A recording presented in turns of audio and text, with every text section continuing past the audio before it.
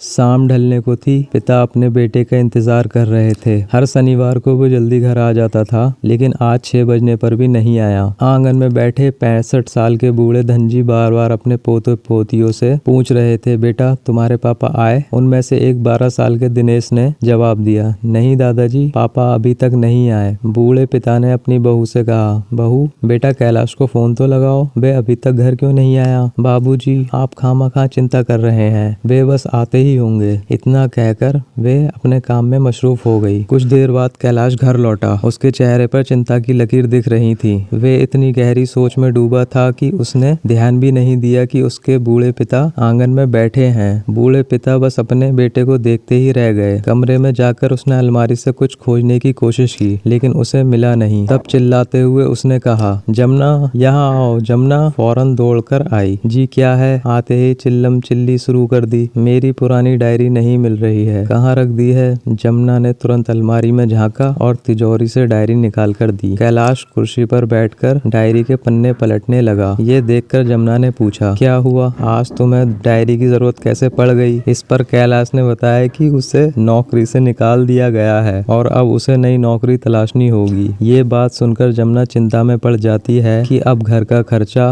बच्चों की school fees, बूढ़े ससुर की दवाई, इन सब के लिए पैसे कहाँ से आएंगे। सबसे ज्यादा उन्हें बूढ़े ससुर की दवाई का खर्चा खटक रहा था। दोनों आधे घंटे तक चर्चा करते रहते हैं। इसके बाद जमुना रसोई बनाने चली गई और कैलाश अपने बूढ़े पिता के साथ आंगन में बैठा। दोनों बातों में उलझ जाते हैं। तभी जमुना सबको खाने के लिए बुलाती है। रात के 9 बज चुके थे। तीनों बच्चे कैलाश, जमुना और बूढ़े पिता सभी एक साथ भोज करते हैं। सुबह बच्चों के स्कूल जाने के बाद कैलाश अपने पिता से बोलता है, बाबूजी कई दिनों से हम घूमने नहीं गए, चलिए आज चलते हैं। बिना कुछ सवाल किए बूढ़े पिता उसके साथ जाने को तैयार हो गए। इस पर कैलाश को पहले तो हैरानी हुई, क्योंकि उसके बाबूजी पहले कभी बाहर नहीं जाते। उसे जितना भी मना लो वो कभी घर से बाहर निकलते ही नहीं थे। आज ना जाने क्यों सिर्फ एक बार में ही वे जाने को तैयार हो गए। कैलाश के लिए अच्छा था। उसे लगा चलो ठीक है, बाबूजी को मनाना तो नहीं पड़ा। बेटा और बहू बूढ़े पिता को एक बड़े बंगले में छोड़ आए, ये कहकर कि यहाँ उसकी बीमारी का इलाज करवाने आए हैं और सिर्फ 5 दिन ही उन्हें यहाँ रुकना होगा, बाद में वे उसे ले जाएंगे। इतना कहकर बेटा और बहू निकल गए। उस बंगले के मैदान में खड़े होकर बूढ़े पिता अपने बेटे को जाते हुए देखते रहते हैं। उनके चले जाने के बाद 4-5 बूढ़े उनके पास आते हैं और बताते हैं कि तुम कब से यहाँ खड़े होकर उन्हें देखते रहोगे? तुम्हें शायद पता ना हो तो बता दें, ये अस्पताल नहीं बल्कि हमारे जैसे बूढ़े लोगों का आश्रय है। हमारे बूढ़े माँ बाप अपने माँ बाप को यहाँ छोड़ जाने के बाद कोई बेटा उसे लेने नहीं आता। तुम भी इंतजार मत करना। इस पर बूढ़े पिता ने बोला, मैं तो पहले से ही जानता था मेरे बेटे की नौकरी छूट गई थी, इसलिए शायद उसके पास कोई रास्ता नहीं होगा। इसी वजह से उसने मुझे यहाँ लाकर छोड़ने का निर्णय लिया होगा। इस उम्र में मैं उसे सांत्वना देने के अलावा कर भी क्या सकता हूँ? मायूस भरे लफ्जों के साथ बूढ़े ने बात खत्म की। एक बूढ़े ने चलते हुए बोला, क्या जमाना आ गया है, जिस बेटे के लिए हमने घर बनाया उसी बेटे ने हमें उस घर से पराया कर दिया। चलो फिर हमारे पास यहाँ रहने के अलावा और कोई रास्ता नहीं है। जब तक सांसें चलती रहेंगी